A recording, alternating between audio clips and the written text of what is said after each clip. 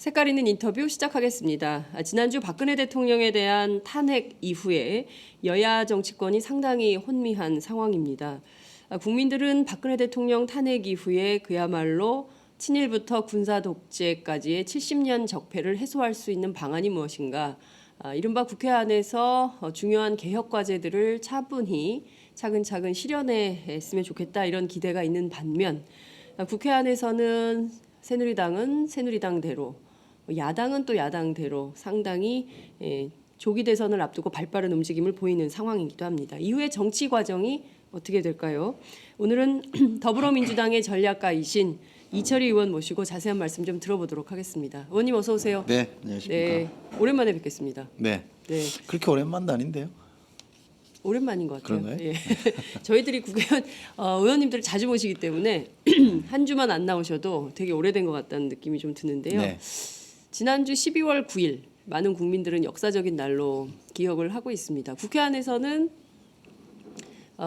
탄핵 표결 투표가 있었고요. 바깥에, 그러니까 그 국회 바깥에 여의도 쪽에 네. 그쪽에서는 굉장히 많은 시민들이 몰려 나와서 국회가 어떤 결정을 하는지 지켜보는 이런 광경이 벌어졌는데요. 좀 당일 심정이 좀 어떠셨어요? 그 본회의장 들어가실 때, 그리고 결과가 나왔을 때 어떤 입장이셨습니까? 그날 그 전날부터 이제 저희가 밤을 새웠잖아요. 아, 농성하셨죠? 예. 조금씩 자기도 했습니다만 로튼다홀에서 국회 본회의장 바로 앞이 네네. 로튼다홀이라는 예. 데서 거기서 이제 침낭 깔아놓고 매트리스 깔아놓고 이제 잤잖아요. 그리고 아침에 일어나서 뭐 이렇게 목욕탕 가서 새누리당 의원들도 만나고 이럴 때까지는 담담하더라고요. 근데 막상 이제 표결하는 순간은 좀 긴장되는 국회의원 돼서 네. 이런 탄핵 표결을 할 줄은 몰랐거든요. 그래서 좀 긴장이 됐고 결과 나오고, 결과는 뭐 저는 좀 예상했던 데였지만 결과 나오고 방청석에 있었던 우리 세월호 가족분들이 이렇게 좀 환호하고 또 어떤 분들 울음을 터뜨리시고 이럴 때는 좀 울컥하더라고요. 그래서 좀 착잡한 마음이었습니다. 그렇군요. 그 기표소에 네. 들어가시잖아요. 어떤 좀 생각이 드세요? 아, 진짜 내 한 표에 이게 역사가 갈리는구나, 이런 생각이 좀 드실 것 같아요. 그런 중압감도 있죠. 이게 기표하는 게 어렵지 네. 않거든요. 기표를 안에다가 손으로 써야 돼요. 아, 그냥 수기로. 예. 네. 가나다라 할 때 가를 쓰든가 한자로. 한자로 가자를 네. 써야 되는데 그 쉬운 일이잖아요. 근데 어른들 다 그러더라고요.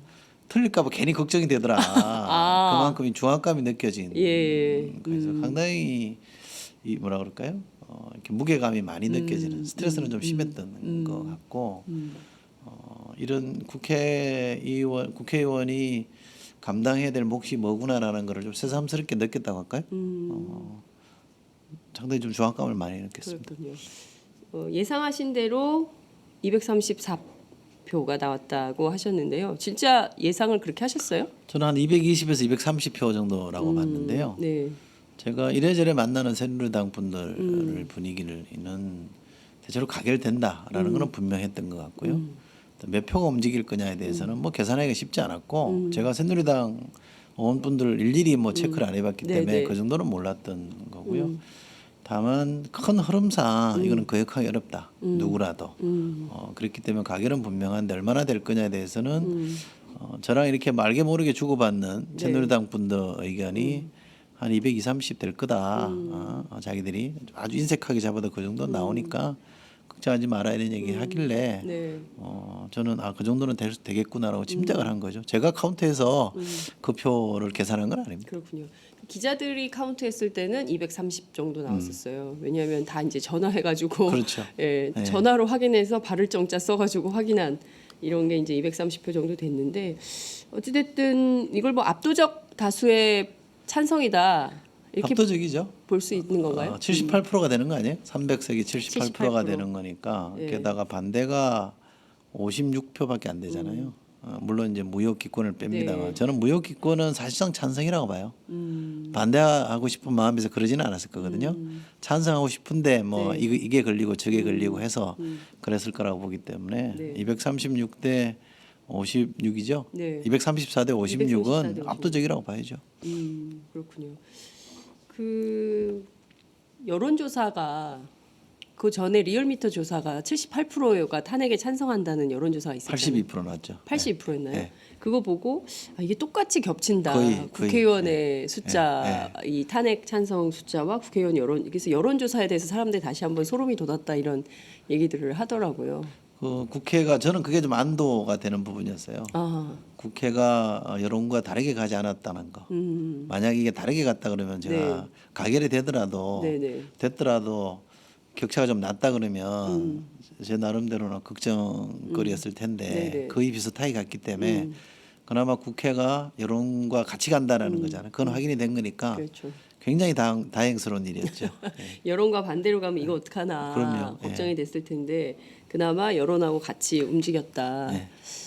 그 여론조사 회사 입장에서도 굉장히 안도감이 있었을 것 같아요. 정치권이 사실 상식적으로 생각해 보면 네. 여론 흐름대로 가는 게 맞잖아요. 그럼요. 국가 행정이라는 것도 네. 그렇고. 근데 아닌 경우들이 너무 비일비재하다 보니까 제가 말씀드렸다시피 이게 같이 간 거에 대해서 다행스럽다는 생각이 들 정도면 저희 정치나 행정이 좀 생각해야 될 대목이 있죠. 정치라는 게 여론만 딱 열심히 따라다니는 우리 과거 용어로 하면 추수하는 것만이 네. 답은 아닙니다만 그러나 여론과 완전히 동떨어져서 가는 것에 대해서는 시민들이 불만을 갖고 있었잖아요.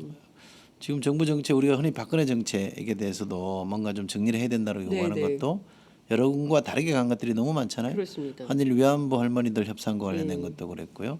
한일 군사정보보호 협정도 그랬고 역사 교과서 국정화 문제도 그렇고 여론과 완전히 동떨어져 간 거가 많았잖아요. 네. 그래서 박근혜 대통령의 실정 이런 것들이 누적된 게 탄핵으로도 연결된 거거든요. 네. 그거는 그거대로 하더라도 국회는 그러면 열심히 여론을 쫓았느냐? 저는 뭐 야당으로서는 열심히 여론을 쫓았다고 감히 말씀드리고 싶습니다만 네. 의석에 따라서 또는 여당이 갖는 힘에 따라서 그게 관철되지 못했던 경우들이 많았기 때문에 그런 걱정은 좀 있었어요. 그러나 그렇게 되고 나니까 저 같은 사람은 굉장히 안도했다 그럴까요? 다행스러웠습니다. 그렇군요. 탄핵 가결이 되면 사람들이 촛불 집회 많이 안 나올 거다. 뭐 많이 나와봐야 한 10만이나 나오지 않을까라고 좀 전망을 했었는데 100만이 또 넘게 나왔습니다. 104만 명이 전국에서 저는 그 주최 측에 그 표가 너무 재밌었어요. 그래서 세종시에 600명 나온 거, 뭐 어디에 뭐 1,200명 나온 너무 깨알같이 체크를 한 거예요. 그래서 전국 도표를 쫙 해가지고 기자들한테 배포를 했거든요. 그러니까 이제 합산했더니 104만 명인 거예요. 우리 시민들이 이제 아는 거죠. 그야말로 현명한 시민이다 이렇게 네. 노무현 대통령 표현에 의하면 끼어있는 시민인 거죠. 왜 그런가 하면 탄핵이라는 게 하나의 프로세스인데 네. 국회 표결만으로 끝나는 게 아니잖아요. 국회 표결이 시작이거든요. 그렇죠. 시작이죠. 탄핵 소추를 한 거란 말이에요. 그렇습니다. 소추가 성사된 거예요. 그게 1단계라고 하면 2단계는 헌재 판정이 나와야 되잖아요. 인용이냐 기각이냐 그렇죠. 결론을 내줘야 네. 되는 게 있고요.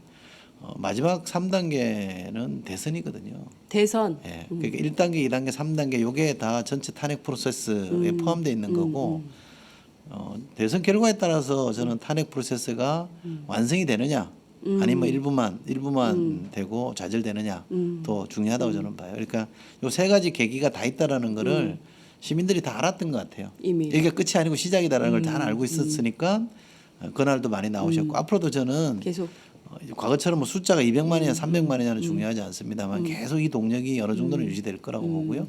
또 헌재로도 갈 거고 네. 국회로도 저는 향해 있다고 봅니다. 국회도 숙제를 제대로 해라. 탄핵이 전부가 아니다라는 목소리를 내고 있기 때문에 네. 그리고 그 에너지가 대선까지 가서 정권 교체가 되고 또 새로운 시대가 열려야 되는 거니까 그런 하나의 프로세스 좀 상당히 어떻게 보면 긴 네. 단기간이 아닌 긴 프로세스를 우리 시민들이 준비하고 있다고 저는 봐요. 그렇군요. 시민들이 이제 마음 단단히 잡숫고 그야말로 민의를 제대로 전달하기 위한 대장정을 시작했다. 그렇죠. 네. 이렇게 봐도 과언이 아닌 것 같습니다. 탄핵 이후에 어떻게 될 거냐? 많은 사람들이 국회를 주목했어요. 어제 여야정 협의체 얘기가 나왔습니다. 합의를 했어요. 21분 뒤에 정진석 원내대표가 사임을 했습니다. 왜 한 거냐? 이것도 몰랐냐, 야당은. 이런 원성이 또 쏟아지고 있습니다. 어떻게 보십니까?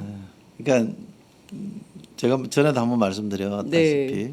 헌법에 국민의 손해에서 직접 선출되는 기관이 두 개가 있잖아요. 네. 대통령과 국회인데 대통령이 지금 탄핵이 됐기 때문에 기능 정지가 돼 있잖아요. 그렇습니다. 그럼 국회가 상당 역할을 더 떠맡아야 되거든요. 네. 그러면 지금 국정 안정을 시키는데 국회 역할이 커졌습니다. 그래서 맞습니다. 국회가 역할을 해야 되는데 네. 역할하는 방식이 뭐냐라고 하면 의장을 중심으로 해서 뭐 3당의 당 대표가 이렇게 좀 네. 모여서 채널이 될 거냐 네. 아니면 기왕에도 해왔던 것처럼 원내대표나 정책의장이 나서서 좀 채널을 만들 거냐. 후자를 우리가 여야정 협의체라고 네, 말하는 거고요. 전자는 우리 추미애 당대표가 연석회의라는 말을 표현을 했거든요. 그건 방법론의 차이긴 합니다만 어쨌든 국회가 중심에 서야 된다라는 네. 얘기거든요. 그런데 이게 두 가지 다 난점이 있는 게 뭐냐면 새누리당이 이 상상을 초월하는 지금 상황을 연출하고 있잖아요. 네. 정리가 안 되고 있거든요. 그러니까요. 그러다 보니까 누구를 파트너로 삼아야 될 건지에 대한 고민이 많은데 그나마는 그래도 정진석 원내대표랑 했는데 네. 이분이 또 갑자기 사퇴를 해버렸거든요. 네. 사퇴 공언은 여러 번 했었어요. 네. 실제 사퇴해버리니까 야당으로서는 협의 채널이 없어진 겁니다. 그렇다고 이정현 당대표랑 할 수도 없잖아요. 그러니까 이게 난감한 상황인 거는 좀 현실이 그렇다는 점을 좀 고려해 줬으면 좋겠고 저희가 이 총리 문제를 네. 처음에 고민할 때도 네. 비슷한 상황이었거든요. 비슷한 고민이 있었습니다. 그러니까 총리 황교안 총리를 인정할 거냐, 황교안 총리 대행 체제로 갔을 경우에 갖는 문제점에 대해서는 다 인정을 했는데 그렇다고 이거를 탄핵에 우선 집중해야 돼 에너지를 분산시키는 게 맞느냐 이런 또 우려들이 있었잖아요. 네. 지금 계속 그런 문제 제기들이 단계별로 지금 노출되고 있는 겁니다. 네, 하나하나 좀 뜯어서 여쭤볼게요. 우선 그 새누리당하고 같이 할 수 있는 거냐. 그러니까 특히 이제 정진석 원내대표는 그나마 얘기가 좀 되지만 이정현 대표하고 어떻게 같이 정치를 하냐. 이제 이런 말씀으로 좀 들리는데 어찌됐든 친박이든 비박이든 새누리당 자체가 박근혜 정부를 탄생시킨 주역이기 때문에 죄송합니다. 새누리당 자체하고 뭘 협상하려고 할 것이 아니라 야3당이 좀 주체가 돼가지고 해야 되는 것은 아니냐 이런 정의당의 비판도 좀 있어요. 그러니까 야권 공조는 유지가 돼야죠. 야권 공조는 계속 가져가야 되는 게 맞고요. 네. 또 야권 야3당이 협의를 통해서 아젠다도 만들어내고 그 우선순위도 정하고 네. 로드맵을 짜고 하는 거는 당연히 필요합니다만 네. 이게 현실적으로요. 지금 국회의원들 새누리당의 국회의원들 120분이 넘는 분들도 어쨌든 6개월 전에 선거를 통해서 들어오신 분들이잖아요. 그럼 그분들을 부정할 수는 없는 겁니다. 그러니까 정치적 책임을 우리가 물을 수는 있겠습니다만 국회의원인 그 자체를 우리가 아닌 걸로 할 수는 없는 거잖아요. 그렇기 때문에 새누리당이 우리 흔히 하는 표현으로 비박이 중심이 되는 뭐 좀 더 거칠게 말하면 부역자가 아닌 사람들로 네. 정리가 되면 저는 그 당도 상당히 역할을 할 수 있게끔 해주는 게 저는 필요하다고 봅니다. 새누리당 전체를 네. 무조건 아니다 없던 걸로 지워버릴 수는 없는 현실이잖아요. 선거를 통해서 그 사람들이 심판받는다 네. 모르겠으나 그러지 않는 이상은 저희가 정치적으로는 책임을 물을 수 있겠습니다만 존재가 아예 없는 걸로 생각할 수는 없다. 그런 걸 고려해야 되는 거잖아요. 그렇죠. 야삼당이 전체 국회를 대표할 수는 없잖아요. 지금 과반이긴 하지만 네. 새누리당 중에도 지금 과거를 반성하고 탄핵에 동참을 했고 새롭게 가야 된다라고 하시는 분들이 있기 때문에 네. 그분들하고 손잡고 가는 노력은 저는 해야 된다고 봅니다. 그러면 일종의 이제 친박을 제외한 나머지하고의 협상 파트너를 세워서 새로운 정치를 좀 해봐야 된다. 이제 이런 말씀 좀 주신 건데요. 그렇죠. 일종의 왜 탄핵 연대라는 게 있었잖아요. 탄핵연대. 국회에 예. 그러니까 친박 탄핵에 예. 반대하는 일부 친박을 빼낸 지금으로 보면 56명이 되겠죠. 네. 56명을 빼낸 나머지를 탄핵 연대로 묶어내려고 하는 노력을 했잖아요. 이 연대는 일종의 국정 연대로도 갈 수 있는 겁니다. 그러니까 그거를 탄핵이 됐으니 우리 도와줬으니까 이제 당신하고 같이 못 갑니다 이렇게 할 수는 없는 거고 크게 봐서는 네. 우리나라를 위해서라도 새누리당일지 아닐지는 모르겠습니다만 보수 정당이 건전하게 가는 게 필요합니다. 보수 정당이 개혁적인 정당으로 바뀌고 네. 재편되는 과정은 우리나라를 위해서도 좋은 겁니다. 보수 정당이 없는 게 그러면 그 나라에 좋은 거냐? 그건 뭐 각자의 판단이 다를 수는 있겠습니다만 지금 이 시점에서는 보수 정당이 없을 수는 없잖아요. 그러면 저 보수가 탈바꿈해서 괜찮은 보수, 좋은 보수로 네. 거듭나는 거를 저는 용인하고 받아들여야 되는 게 맞다고 생각하거든요. 그 새누리당의 김태흠 의원이라고 있잖아요. 네. 그 친박 그 의원 중에 한 분인데 이분이 이제 오늘 새누리당 혁신과 통합 보수연합이라는 거를 친박 쪽에서 오후 2시에 출범식을 하고 이제 새롭게 당내 당 형식으로. 혁신도 안 맞고 통합도 안 맞던데. 근데 혁신과 통합이 옛날에 2012년 이전에 민주당에서 한번 만들어서 그 들어왔던 모임 아닌가요? 용어만 빌려간 것 같은데요. 용어는 늘 빌려가죠. 예, 용어는 너무 안 맞는 용어 같아요. 예, 그러니까 통합하고는 뭐 안 맞다는 건 누구나 다 알잖아요. 혁신도 아니잖아요. 근데 저 어떤 모임을 만들더라도 네. 그 모임의 구성원들이나 지향하는 바와 부합되는 이름을 지어야 되는데 네. 너무 엉뚱하게 지었어요. 근데 하여튼 이제 그 김태흠 의원에 따르면 오늘 이제 그런 모임을 만드는데 한 100여 명 정도 된다는 거예요. 원외위원장까지 그렇죠. 쳐서. 원외위원장까지 쳐서 100여 명, 그리고 의원 중에는 최소 70명. 그러니까 56명이 아니라 훨씬 더. 그러니까 당의 다수가 친박인데 당연히 친박의 원내 대표도 친박이 돼야 되는 것이고 당권도 친박이 쥐어야 되는 것이다. 누구더러 나가라고 하느냐. 이제 이런 얘기를 하더라는 것이죠. 그 당에도 좀 국회 선진화법을 적용하면 좋겠는데 그러면 국회 운영도 네. 야권이 172석이 되니까 그럼 다수당이 하자는 대로 따라오시든지 네. 그건 아니잖아요. 근데 왜 당은 그렇게 되는 거죠? 70명인지 아닌지는 전 잘 모르겠습니다만 제가 뭐죠? 보수연합? 보수연합. 배. 혁신과 통합 보수연합. 이상한 이름의 보수연합에 참여하신 면면들을 보니까 네. 탄핵에 찬성한 분들도 제법 있더라고요. 그러니까 이게 당내 어떤 이 게임을 하다 보니까 네. 어쩔 수 없이 들어가 있는 사람들도 많이 있고 그래서 초선은 거의 다 들어가 있는 셈이던데요. 근데 모르겠습니다. 제가 다른 당 일이라 말씀드리기가 좀 조심스럽습니다만 정치 저렇게 하는 거 아닌가 싶은 생각이 많이 들죠. 그러니까 책임 정치라는 거는 뭔가를 열심히 하고 네. 고난이 주었을 때 열심히 하고 네. 그 결과에 대한 책임을 자기가 감수하겠다는 게 책임 정치잖아요. 그러면 대통령은 나라를 움직이는 사람이었습니다만 네. 새누리당 내외 당권파는 친박이었잖아요. 그렇습니다. 그럼 당정이 공이 책임져야 될 사안이 발생했을 때는 그 응분의 대가를 치러야 되는 거죠. 그러면 당연히 저는 물러나는 거고 당권도 교체가 돼야 되는 겁니다. 정권도 교체가 돼야 되듯이 네. 당권도 교체가 되는 게 맞거든요. 그런데 그러지 않는다는 얘기는 우리가 민주주의가 작동하는 기본 원리 자체를 부정하는 거기 때문에 저는 상당히 위험한 생각들을 하시고 있다라는 개인적인 걱정을 하고 있습니다. 그렇군요. 유승민 전 원내대표가 오늘 조선일보와의 전화 통화에서 그런 얘기를 했어요.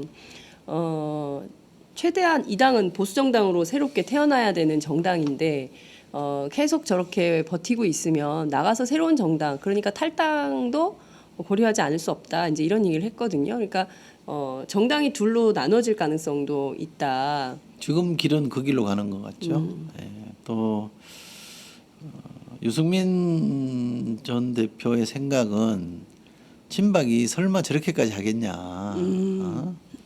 사실 어떻게 보면 좀 기상천외한 반응이잖아요. 대응을 예, 하고 있잖아요. 예, 예. 저것까지 예상을 못했던 것 같아요. 책임지고 물러나주면 이른바 이제 개혁파들이 당권을 잡고 그 안에서도 책임자들 몇 사람들은 뭐 이렇게 출당을 시키든 이렇게 좀 정리하고 그리고 당을 좀 재편하는 게 합리적인 수순이다라고 보신 것 같은데 네.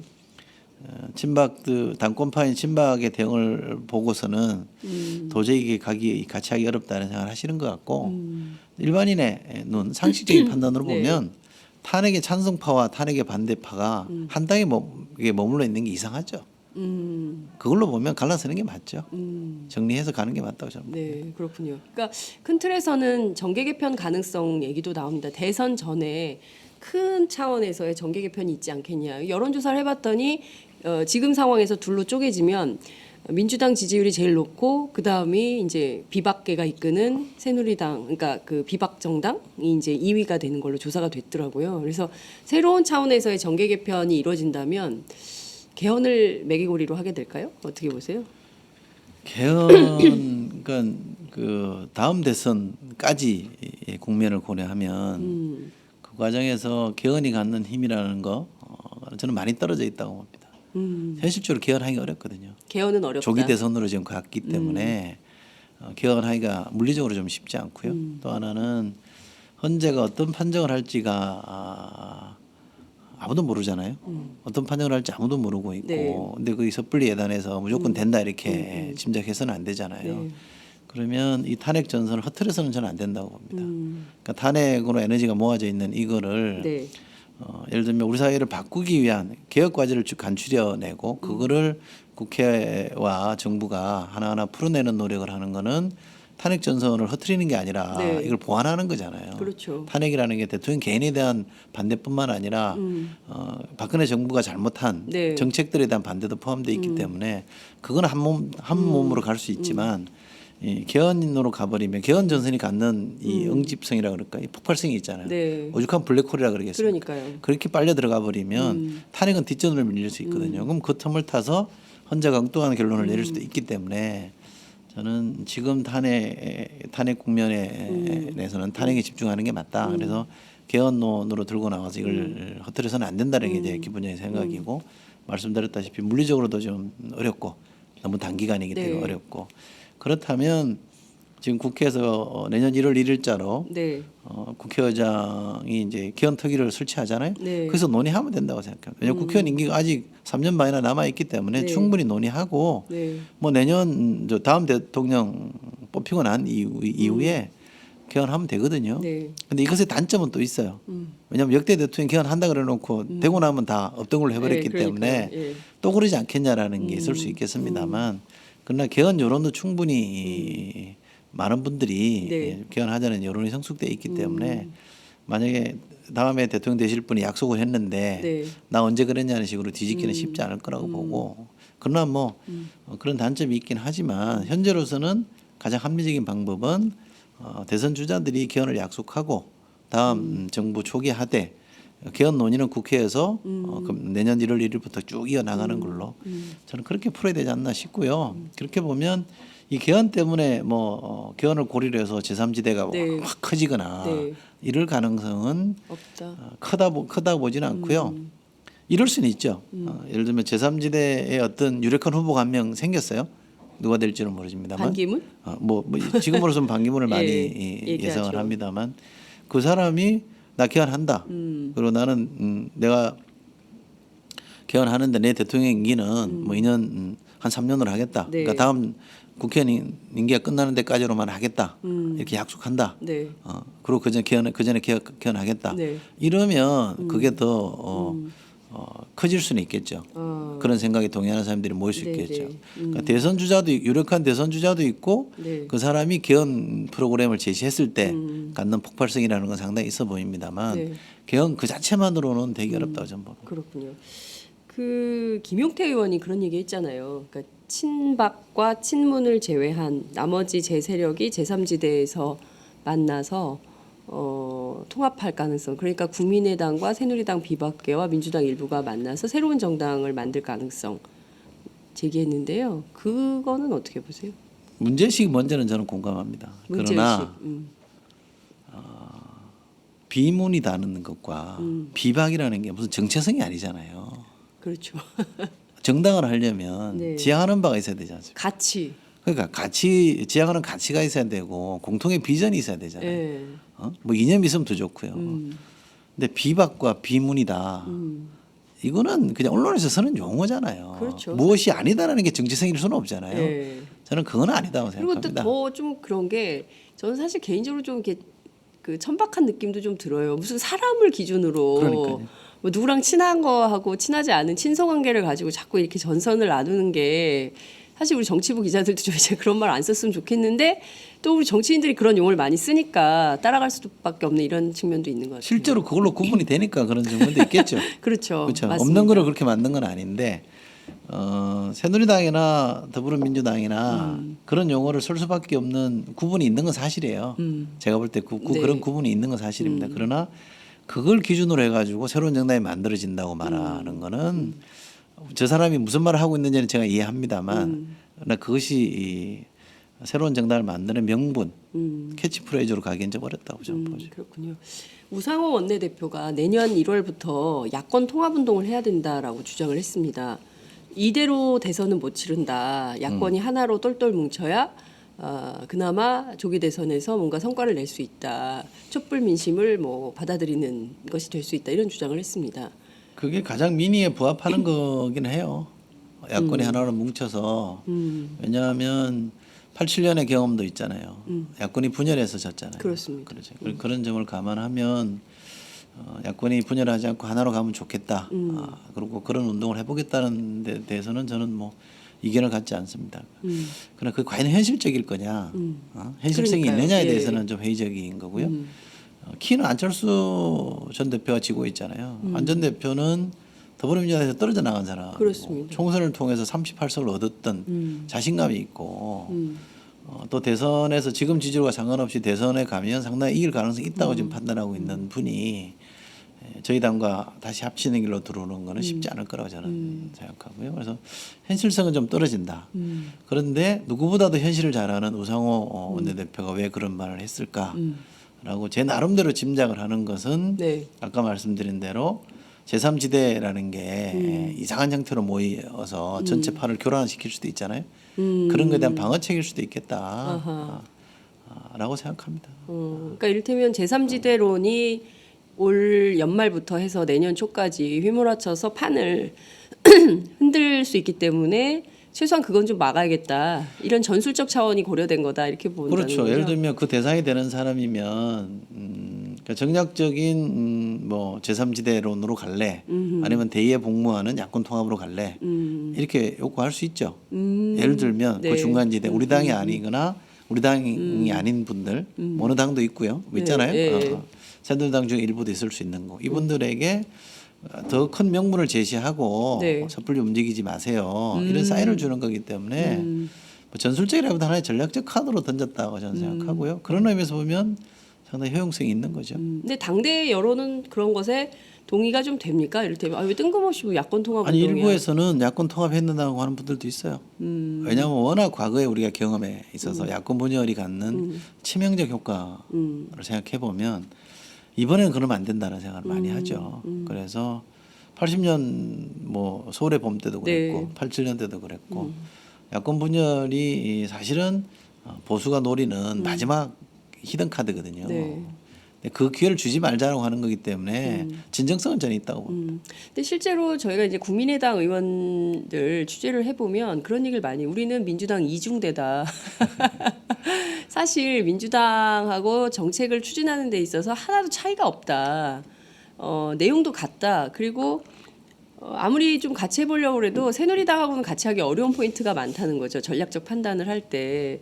그래서 민주당하고 모든 걸, 그러니까 또 민주당이 큰 정당이니까 민주당을 형님으로 모시고 자기들이 이중대로 역할을 한다는 거예요. 아 그러면 합치시지 뭘 따로 하십니까? 그랬더니 이제 대선 후보 때문에 그게 잘 안 되는 거다. 이제 이런 말씀들을 하시더라고요. 현실성 앞서 말씀해 주셨는데 안철수 대표가 합치겠습니까? 쉽지 않죠. 예. 그 이른바 문안박 연대라는 게 네, 있었잖아요. 맞아요. 문안박 연대. 제가 그 저희가 그거 했다가 완전히 졸망했죠. 아 그랬어요? 옛날에 그 팟캐스트를 할 때 문안박 연대 방송 했다가 네. 예. 제가 욕먹었죠. 그 신문 칼럼을 통해서 문안박 연대가 필요하다는 얘기를 처음으로 공식 제창을 했던 사람이라 그 과정을 좀 아는데요. 문과 안, 그러니까 문재인 전 대표와 안철수 전 대표 간에는 어쩌면 건널 수 없을 정도의 감정적 앙금이 있는 것 같아요. 그러니까 DJ하고 YS처럼 그리고 뭐 라이벌이잖아요. 그리고 대선의 경쟁자라는 것인데다가 서로에 대한 신뢰가 별로 없는 것 같더라고요. 그럼 이건 같이 하기 좀 어렵다라고 저는 생각하고요. 물론 정치가 생물이기 때문에 어떻게 될지는 모르겠습니다만 안철수 전 대표의 지지율이 너무 안 나오기 때문에 네. 사실은 독자 출마 가능할까에 대한 의구심이 드는 것도 사실이잖아요. 그래서 뭐 반환 연대라는 말도 나오고 반기문하고 연대할 거다는 얘기도 나오고 뭐 새누리당이랑 할 그렇죠. 거다는 얘기 나오니까 안철수 전 대표가 새누리당이랑은 안 하겠다라고 선언도 하고 맞습니다. 그런 얘기는 결국 지지율이 안 올라가니까 혼자로서는 못 버티는 거 아니냐 이런 걱정이 나오니까 이제 그런 말씀을 하시는 거거든요. 네. 그래서 뭔가 좀 변화가 있을 수도 있겠습니다만 어디로 움직일지는 모르잖아요. 김종인 전 대표 같은 분은 안철수라는 사람이 네네. 저쪽으로 갈 가능성이 있다 이렇게 보시는 것 같고. 새누리당 쪽으로 갈 수 있다 이렇게 예. 보시는 거죠. 근데 뭐 설마 그렇게 하겠냐 이렇게 또 얘기하시는 분들이 있는데 본인 입으로는 새누리당은 안 간다고 얘기를 그렇죠. 했어요. 그래서 우상호 대표의 야권 통합 카드는 안철수 전 대표 행보도 겨냥한 카드일 수도 있겠다. 제가 얘기는 안 해봤습니다. 그래서 뭐 진심은 제가 모르겠습니다만 안철수 대표 발을 묶는. 그러니까 짐작컨대 그런 측면을 노린 거 아닌가 싶어요. 그러니까 새누리당으로 못 가게 하려고 발을 묶었다 이런 건데요. 지금 안 전 대표의 지지율이 한 8% 정도 나오는 것 같아요. 그러니까 이재명 성남시장의 경우에는 5%가 나왔을 때 그게 끝일 거다. 더 안 오른다. 저 사람 모을 대로 다 모았다 이랬는데 10%를 갖고 저게 끝이다. 더 이상은 안 오른다고 했는데 지금 16%, 18%까지 간 상황입니다. 18% 갤럽 조사로 18% 예, 갔죠. 갤럽 조사로 18%까지 갔고 문재인 대표하고는 사실은 2%포인트밖에 차이가 안 나는 이런 상황이에요. 되게 어떻게 보세요? 그 현상은 우선. 쉽게 보시면 됩니다. 쉽게. 쉽게. 문재인 대표의 지지율은 안 움직였습니다. 그렇죠. 갤럽 조사라면 예, 계속 뭐 20점. 18, 19, 20 요선에서 예, 계속 예. 안 움직였다. 고정이었단 말이죠. 예. 안철수 대표도 갤럽 조사에 하면 그렇게 많이 빠진 게 아닙니다. 네, 9.88 뭐 이 정도 네, 되고요. 뭐 10까지 갔다 10, 다시 예, 8로 떨어지고 예, 이러는 거고요. 반기문 총장도 지지율이 뭐 폭락하거나 이런 거 아니에요. 계속 어느 정도 18 선을 에서 유지하고 20, 있거든요. 예. 그러면 유력 주자들의 표는 안 움직이고 있는 지지율은 안 빠졌는데 이재명 시장의 지지율은 18%로 올라갔단 말이에요. 그럼 이게 어디서 왔는지를 규명을 해야 되잖아요. 그게 어디서 온 걸까요? 그러니까 그게 중요한 겁니다. 그러니까 문재인 대표에서 일부가 빠져서 일로 왔다. 그리고 이 빠진 거를 다른 쪽에서 채워줬을 거다. 그래서 문재인 대표는 그대로 있다. 네. 이 가설이 맞는지 안 맞는지는 모르겠습니다만 그는 이제 우리 흔히 이제 여론 이제 조사업계에서 하는 말대로 로 데이터를 보고 네. 크로스 체크를 해봐야 되거든요. 지금 저희한테는 그런 데이터가 없기 때문에 예. 이렇게 말씀을 못 드리겠습니다만 유력한 주자 셋 예. 문재인, 반기문, 안철수 이 세 분의 지지율이 크게 변동이 없는데 이재명 후보의 지지율 올랐다라고 네. 하면 이 사람들 지지하지 않는 사람들이 움직였다는 거잖아요. 그렇죠. 그러네요. 쉽게 생각하면 그런 예. 겁니다. 평면적으로 생각해도 예. 그 점은 근데 분명하잖아요. 이제 야권에서는 그런 분석이 나왔거든요. 이게 원래는 이 정도의 막 탄핵 국면이면 제1야당의 유력한 대선 후보면 문재인 대표의 경우는 30%, 한 40%는 나와야 정상이다. 그런데 이게 전부 이재명한테 간 거다. 뭐 이런 분석도 막 했거든요. 그러니까 그런 분석도 하나의 이제 가설인데요. 네. 제 경험에 비춰봐도 이런 탄핵 국면, 그러니까 비상한 상황이잖아요. 새누리당의 지지율이 폭락하고 네. 여권의 후보가 없어지는, 그렇죠. 약화되는 네. 이런 상황이면 새로운 대안에 대한 기대가 몰리게 돼 있거든요. 그렇죠. 근데 그러면 지금 말씀하신 20%에서 한 35%, 뭐 심지어 한 40%까지는 가야 이게 정상이다라고 예, 보는 예. 게 제 경험치게도 맞아요. 네. 경험적으로 보면 그래야 되는데 안 하는 건 뭐 현실로서는 지금 안 예, 움직이고 예, 있는 건 예, 사실인 거고 예. 새로운 뭔가가 탄핵 국면에서 그동안 특정 주자를 지지하지 않던 사람들을 움직였다 그러면 만약에 그게 맞는 가설이라고 한다면 네, 네, 예. 이재명 시장의 확장성이라는 게 상당한 거죠. 그렇잖아요. 그러니까 한국일보 조사인가요? 한국리서치랑 한 조사 네, 보니까 어제 조사죠. 문재인 전 대표를 지지하던 사람 중에 문재인 대표가 아닐 경우 누구를 지지할 거냐. 네. 이재명 전 시장을 지지하던 사람 중에 이재명 시장이 없어지면 누구를 지지할 거냐 이런 조사도 지금 이제 막 하기 시작했잖아요. 네. 그렇게 보면 지금 지지율만 놓고 보면 지금까지만 네. 앞으로 이제 더 많이 진행돼야 되겠습니다만 지지율 내용은 이재명 후보가 더 좋죠. 내용적으로는 더 좋다고 봐야죠. 뒤집어질 수도 있다고 보십니까? 추세는 금방 꺾이는 건 아니거든요. 아. 지금 18%까지 갔잖아요. 네. 18%가 갔기 때문에 저는 뭐 거의 근접할 거라 18%도 오차 범위 내에 붙어 있는 거기는 합니다만 네. 상당히 근접하거나 넘어설 수도 있다고 보고요. 그런데 그게 끝이 아니거든요. 아, 그래요? 그럼요. 지지율이든 주식이랑 비슷합니다. 쭉 올라갔다가 예, 예. 어느 시점 되면 또 조정기를 거치거든요. 아, 그래요? 그럼 조금 빠집니다. 아. 그러면 또 여기서 다시 정리되는 소팅되는 기간이 또 예, 있거든요. 예. 그렇게 됐을 때 이제 예. 지지율이 한 라운드가 끝나는 거라고 봐야 되는 거죠. 아. 그때를 지켜봐야 되는 거지. 예. 어느 중간 시점에 딱 보고 야 이거 이긴다 진다 이렇게 말할 수는 없잖아요. 지금 흐름은 이재명 시장이 추세가 상승세인 건 분명하고 아직 상승세가 끝난 것 같지 않아요. 지금 이제 고점을 찍은 것 같지는 않다라고 보는 시각이 많거든요. 더 오를 수도 있다고. 그렇죠. 고점을 안 찍은다는 건 더 올라간다는 얘기죠. 그런데 조금 이제 언론에서 네. 언론에 보도된 것만 보면 약간 이제 우리 흔히 하는 말로 헛발질이 나오는 네. 것도 있죠. 예를 들면 예. 비문연대 하자라든지 예, 예, 예. 이런 약간 좀 예. 지적들이 나오고 있어서 저게 이제 계속 반복되면 또 다른 영향을 줄 수도 있겠다고 생각합니다만 현재 추세는 분명하게 제가 볼 때 상승세이고 아직 고점을 찍은 것 같지는 않아요. 그렇군요. 그러니까 지금 그 굉장히 그 정치 분석이 너무 재밌는데요. 말씀하신 대로 이재명 시장의 헛발질, 일종의 이제 반문연대, 비문연대 이런 헛발질이 계속 나오고 이거에 대해서 또 브레이크를 안희정 지사가 딱 걸었잖아요. 뭐 그런 거 말이 안 된다 어제 그게 페이스북에. 안 지사의 장점이죠. 아 그렇군요. 그럼 안 지사가 또 올라가고 뭐 이렇게 되는 걸까요? 안 지사는 사실은 탄핵 국면에서 네, 의도적으로 빠져 있었던 것 같아요. 의도적으로. 네. 그러니까 정치적 의도에 따라서 완전히 빠져 본인 있었다. 판단에 의해서 빠져 있었던 것 같고요. 그래서 말이 없었어요 거의. 네. 언급량이 거의 굉장히 말을 안 없었어요. 했죠. 예. 그리고 저도 궁금해서 왜 그러느냐 이렇게 비공식적으로 물어보니까 예. 이건 당이 주도하는 걸로 가야 된다라는 게 아하. 안 지사의 소신이라고 그러더라고요. 예. 이런 거는 후보들이 끌고 가면 안 된다. 탄핵판은 저도 그 생각이거든 사실은. 예. 당 중심으로 가야 된다라는 생각이 강했던 사람이고 그러나 그 과정에서 주자들 간의 경쟁은 우리가 막을 수 없다 이렇게 저는 좀 열어놨던 입장입니다만 네.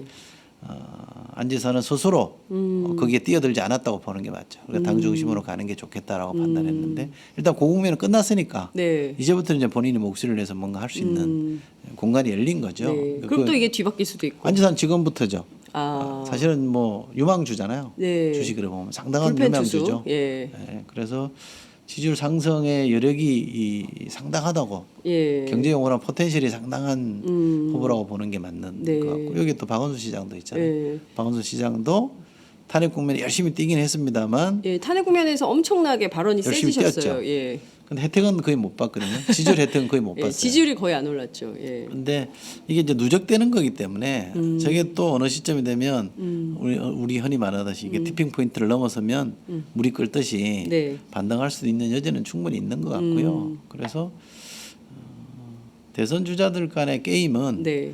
어떻게 보면 탄핵만 놓고 보면 이제 1라운드 끝난 겁니다. 아. 2라운드, 3라운드가 또 있어. 최소한 제가 볼 때 3라운드까지는 갈 것 같아서 예.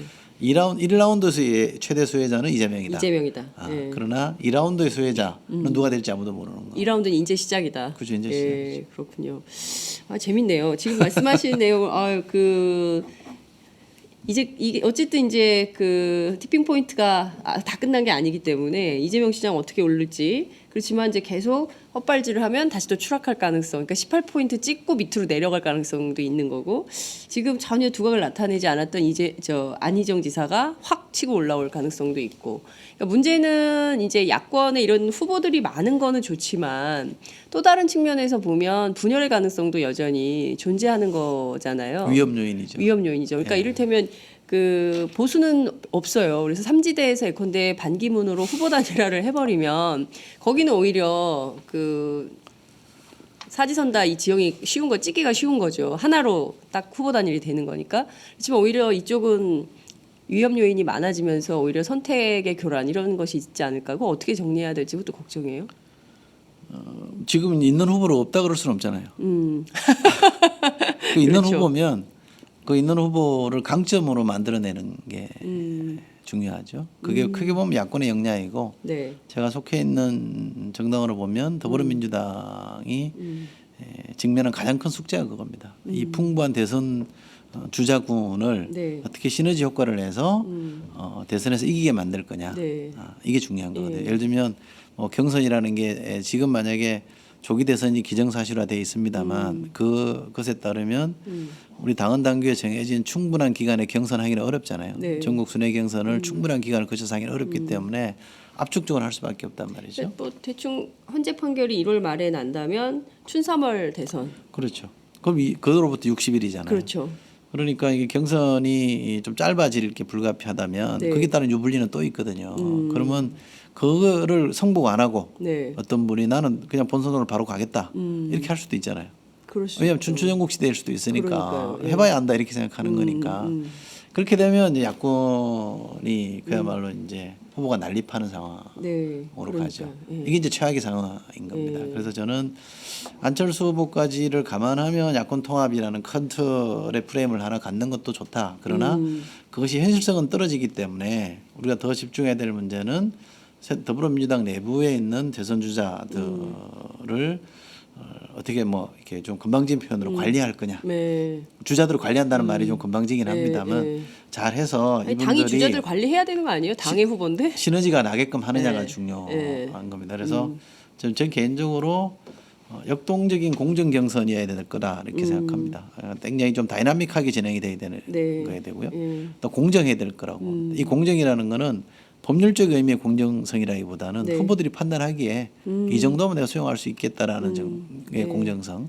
그러니까 역동적인 공정 경선을 만들어내는 게 중요하고 그러려면 당이 조금 더 안정적인 리더십 구조를 만들어야 되거든요. 그래서 저는 우리 지금 뭐 추미애 당대표, 네. 우상호 원내대표 이 체제가 탄핵 국면에 뭐 욕도 많이 먹고 네. 뭐 했습니다만 어쨌든 탄핵 국회에서 표결은 성사시켰기 때문에 실패한 건 아니거든요. 성공했잖아요. 네. 뭐 그건 저는 인정을 해야 된다고 생각합니다. 그것까지 인색할 필요는 없다고 생각하는데 문제는 이제 헌재의 판정, 네. 그다음 대선까지를 끌고 가려면 이 당 리더십이 조금 더 보완될 필요는 있다.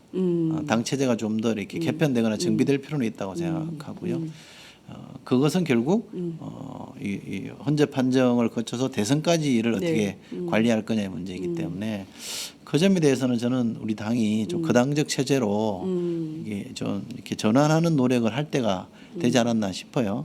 이게 뭐 오늘 내일 일은 아닙니다만 네. 뭐 지금 이제 정리해 줄 게 많잖아요. 네. 부총리 문제도 있고 여러 가지를 정리해 줄 게 많이 있기 때문에 네. 그 문제를 좀 정리되고 나면 우리 당이 거당적 체제로 가서 그 대선 시스템을 갖추는 거당적 체제로 그러니까 가야 된다. 헌재 판정도 안 났는데 대선으로 가긴 좀 무리가 있습니다. 그러니까 헌재 판정과 대선까지 전체를 아우를 수 있는 거당적 체제로 좀 이렇게 전환을 해.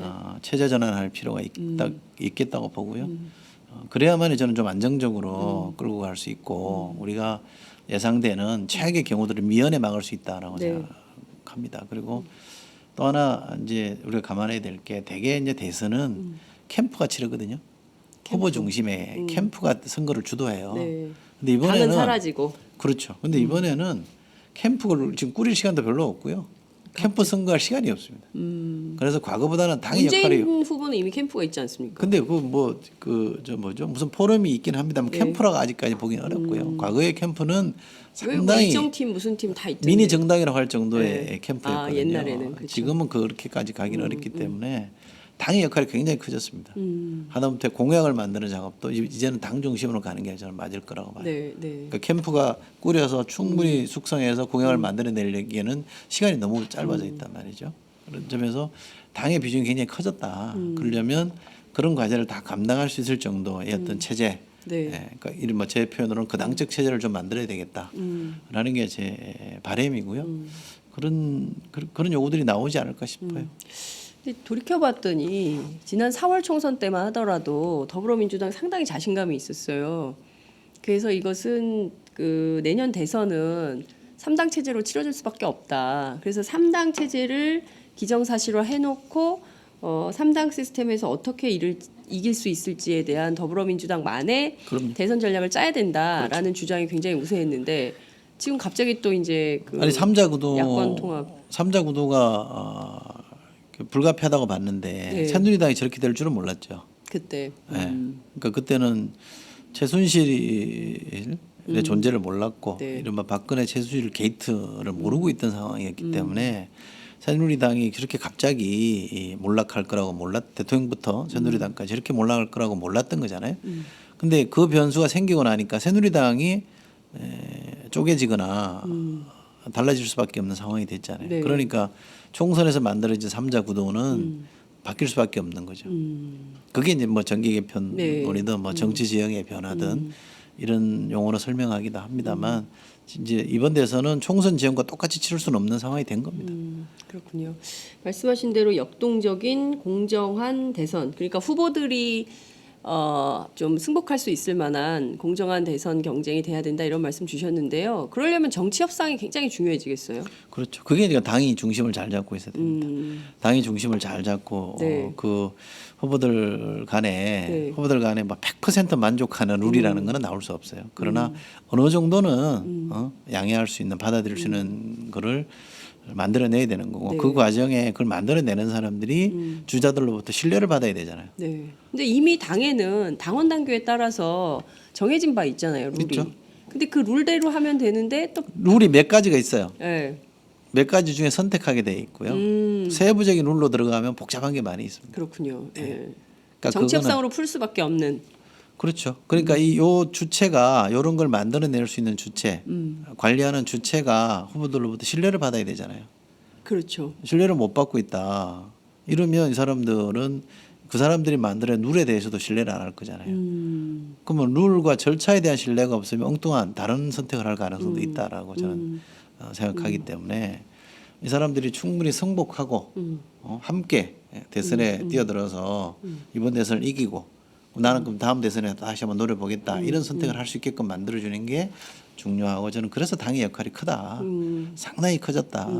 그리고 그러니까 옛날하고 굉장히 달라졌다. 정당 정치가 일정 정도 탄핵 이후에 그 제대로 작동되는 측면도 있다고 봐야 되겠네요. 당이 주도하는 판으로 됐기 그렇죠. 때문에. 네. 그 당의 역할이 커졌기 때문에 당이 이런 상황을 예상을 못했잖아요. 네. 우리가 8월 30일 전당대회 할 때만 하더라도 그렇죠. 이런 상황을 예상을 못했잖아요. 그렇기 때문에 이런 비상한 상황에 걸맞는 그 당적 체제로 좀 전환하는 게 맞겠다라고 저는 개인적으로 생각합니다. 그렇군요. 알겠습니다. 지금 그 말씀을 쭉 들어보니까 이미 그 여의도에는 대선의 바람이 불고 있다라는 느낌을 직감을 하게 됩니다. 그러니까 그렇지는 않아요. 그렇진 않아요. 네. 근데 이제 국민들은 제일 중요한 게 이제 임시회 또 시작이 되잖아요. 임시회에서 지금까지 산적해 있던 수많은 개혁 이슈들 있지 않습니까? 우선 급한 게 그 사드 배치 문제와 관련해서 국민적 공분이 있고요. 앞서 말씀하신 그 위안부 합의에 대한 거, 그다음에 역사 교과서 문제 이런 것들을 좀 우선 이번 임시회에서 좀 해결해 줘야 되는 거 아니냐라고 비판이 있는데요. 어떻게 보십니까? 우리가 가능하다? 해결할 수 있는 건 해야죠. 네, 할 수 있는 건 해야 됩니다. 그런데 어원내각제도 아니고 네. 저희가 집권한 건 아니잖아요. 그리고 황교안 총리가 권한 대행으로서 어떤 행보를 보일지도 네. 상당히 미지수예요. 안 나온다는 거 아닙니까? 국회에 지금. 예를 들면 안보 이슈나 이념적 이슈를 중심으로 프레임을 짜서 네. 그러니까 보수를 다시 결집시켜서 뭔가 좀 판을 바꿔보려고 하는 시도를 할 가능성도 저는 있다고 봅니다. 그렇기 때문에 쉽게 만만하게 볼 상황은 아니고요. 그래서 제가 대선판으로 쉽게 못 가고 있다라고 하는 거는 이 국면을 어떻게 끌고 가느냐 굉장히 중요하거든요. 그래서 우리가 지금 뭐 마치 혁명 정부인 것처럼 네. 국회가 이거 하자 그러면 행정부가 받아서 알겠습니다. 이 구조가 절대 아닌 거예요. 아 그래요? 그러니까 저희가 할 수 있는 걸 잘 간추려서 네. 보중의 우선순위를 정해서 또박또박 밀어붙이는 거는 필요합니다만 마치 우리 손에 모든 것이 달려 있다는 것처럼 하면 우리가 집권한 게 되잖아요. 지금 우리가 집권한 건 아니거든요. 네. 그러니까 저희가 이 조절을 잘해야 된다고 생각합니다. 절제할 거는 절제하고 과감하게 추진할 건 추진해야 되는 문제가 있고요. 싸움이 그래서 제가 대선에서 최종 마무리될 거다고 보는 예, 거예요. 싸움의 예, 최종 예. 완결은 대선에서 끝난다고 예, 보는 겁니다만 그럼에도 불구하고 쉽게 대선판으로 가서 안 되는 건 뭐냐면 네. 사람들은 그럴 거 아니에요. 쟤들은 할 일도 많은데 숙제는 안 하고 네. 대선에 이길 국리만 한다. 그렇게 하면 정략적인 집단으로만 비춰질 거잖아요. 벌써 지금 새누리당 그렇게 공세하거든요. 그렇죠. 문재인 대표가 뭐만 하면 뭐 이미 대통령 된 것처럼 그러냐 이렇게. 아니 그럼 유력한 정치인이 네, 책임 있는 정치인이 뭐 발언 안 하고 있을 수는 없잖아요. 뭐 그렇죠. 나름 당연히. 해법도 제시해야 예, 되는 예, 예. 건데 자꾸 그러니까 대선 게임의 일환인 것처럼 물타기를 한단 말이죠. 그럼 그 프레임 우리가 걸릴 필요는 없는 거라고 예, 생각하고 실제 그래서도 저는 안 된다고 생각하고 예, 예. 우리 당이 최소한 그렇지는 않습니다. 우리 당이 의총을 할 때는 얘기를 쭉 들어보면 어떤 주자에게 유리하냐 불리하냐를 가지고 논하지 않고요. 우리가 이 상황에서 책임 있는 정당으로서 국회 일원으로서 이 문제를 어떻게 풀어야 될 거냐에 대한 고민을 집중적으로 하고 있거든요. 네. 저는 상당히 건강하게 문제를 풀고 있다고 바라보고요. 민주당, 예, 예, 의원 뭐 다른 당도 저는 그렇다고 생각합니다. 여기 집중해서 어느 정도 이게 정돈이 되면 뭐 보이지 않게 또는 네. 일부 보이게 대선 주자들 간의 경쟁이라는 거는 진행이 될 거라고 생각하고요. 또 당은 당 차원대로 네. 대선 국면을 우리가 어떻게 준비할 거냐를 이 판을 흐트리지 않는 선에서 보이지 않게 조금씩 준비해 나가는 건 또 그것들 해야죠. 정당이라면 그것도 안 할 수는 없는 거잖아요. 뭐 그런 정도로 저는 이게 우리의 역할을 안배 네. 배분을 해야 된다고 봅니다. 그렇군요. 안보 이슈를 가지고 보수를 결집해서 판을 바꾸려는 시도를 황교안 총리가 할지도 모른다라는 말씀 주셨는데요. 실제 일성이 두 가지였어요. 하나는 북한 도발 위협에 대해서 적극적으로 대처하겠다는 것이고 불법 집회 엄단하겠다는 것이었습니다. 그래서 어쩌면 또 그런 얘기도 나와요. 황교안 총리가 새누리당의 대선 후보로 급부상할 수도 있다. 이 판을 잘 마무리해가지고 대선 후보로 나서려고 할 수도 있다. 뭐 이런 정치 분석도 있더라고요. 아니 탄핵이 현재에서 가결되면 인용이 되면 바로 60일 대선이고 네. 대선 관리하실 분인데 나올 수는 없고요. 불법 집회를 엄단해야 된다고 말씀하셨는데 제가 그 말에 빗대서 보자면 불법 행정을 엄단하는 게 맞습니다. 불법 행정을 엄단해라. 그죠. 지금은 이 정부의 정통성의 기초가 되는 대통령이 탄핵이 됐잖아요. 네. 그렇잖아요.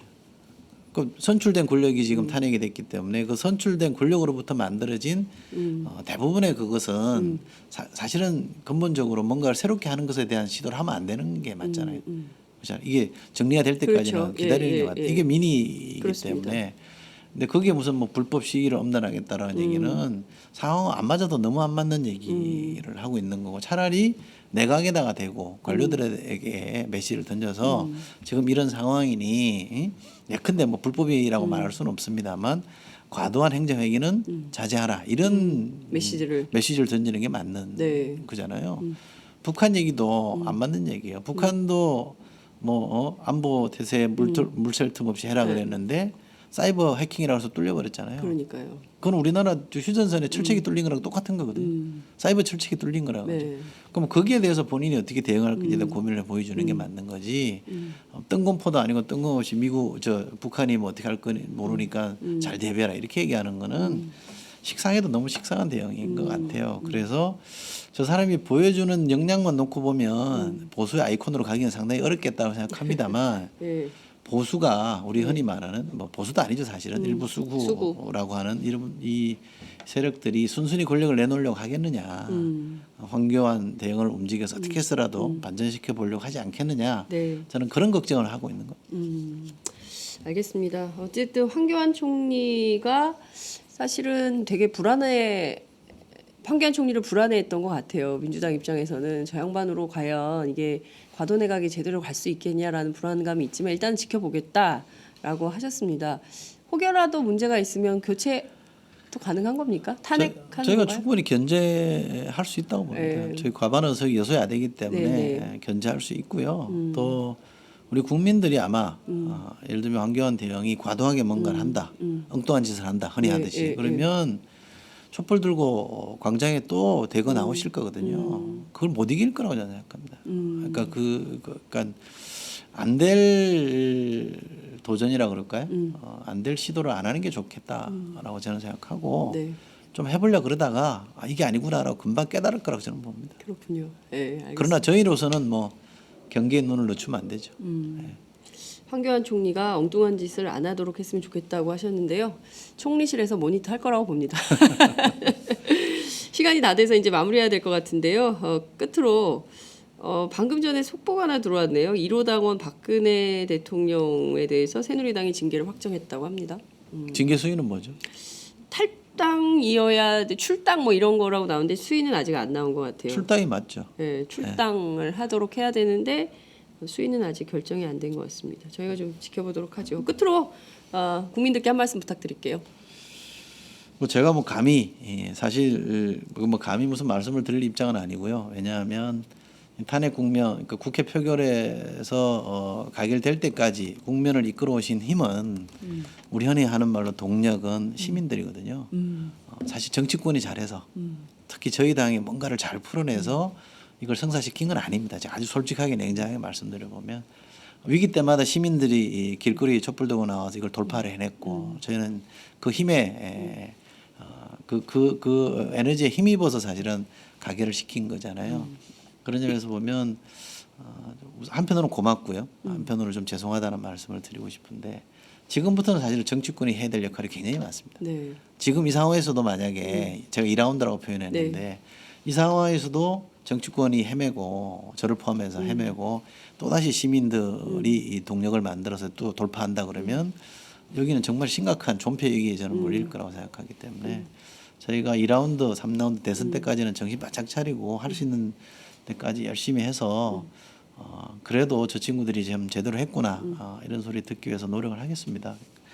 좀만 더 지켜봐 주시고 정치권에게도 역할을 상당 부분 주시면 좋겠습니다. 2라운드 플레이어 2라운드 플레이어가 되셔서 잘 하시면 이제 날이 점점 추워지기 때문에요. 촛불 들고 나가기도 조금 아이들 데리고 나가기도 좀 부담스러운 날씨가 됩니다. 정치권에서 좀 잘 해주시면 저희들은 안에서 텔레비전 보면서 지켜보도록 그래야죠. 하겠습니다. 오늘 말씀 여기까지 듣도록 하겠습니다. 고맙습니다. 고맙습니다.